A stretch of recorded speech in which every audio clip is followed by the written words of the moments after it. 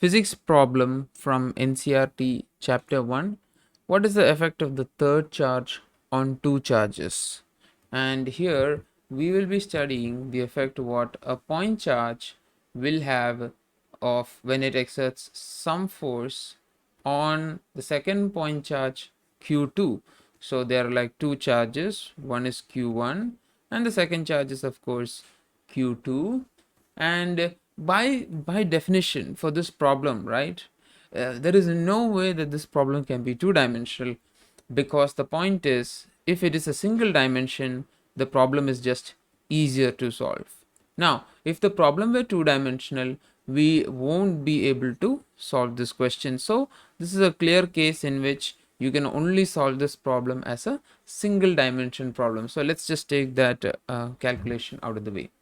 So when we have a single charge Q1 and Q2 together, right? Now remember, their sign is also not mentioned, right? So in this case, we don't have to make assumptions. We can just take for granted that both of the charges have the same sign. So this will make our calculation much easier, because then we are dealing with a uniform system. And with a uniform system, now all options are right now in play.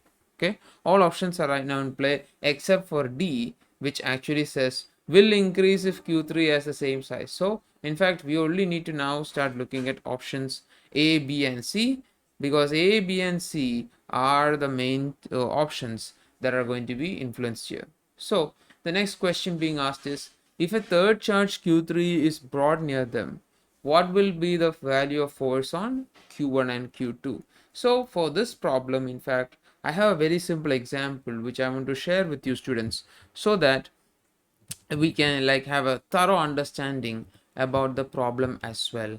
In fact, let us just look at a very simple situation in which three charges are there in a line. So when the three charges are there in a line, right?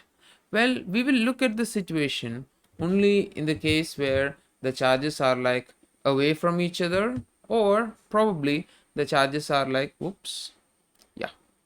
So the charges are like also a few, let me just correct my screen. Yes. So when the three charges are in a line, right, the net force on particle 3 is simply the sum of the forces between the other two charges as well, right? So let us now go back to our question here. And when we look at the situation here, what about Q1 and Q2, right? It's still going to be a system in which the sum of the forces have to be considered. So when the third charge is brought near, force of Q1 and Q2 will in fact remain the same, because then the influence between them, because we know that when this system of charges Q1 and Q2 is present, right, and we are just bringing the charge Q3 nearby, for the previous example teaches us that where the charge is placed does not matter, because ultimately it is still a vector sum that I'm dealing with.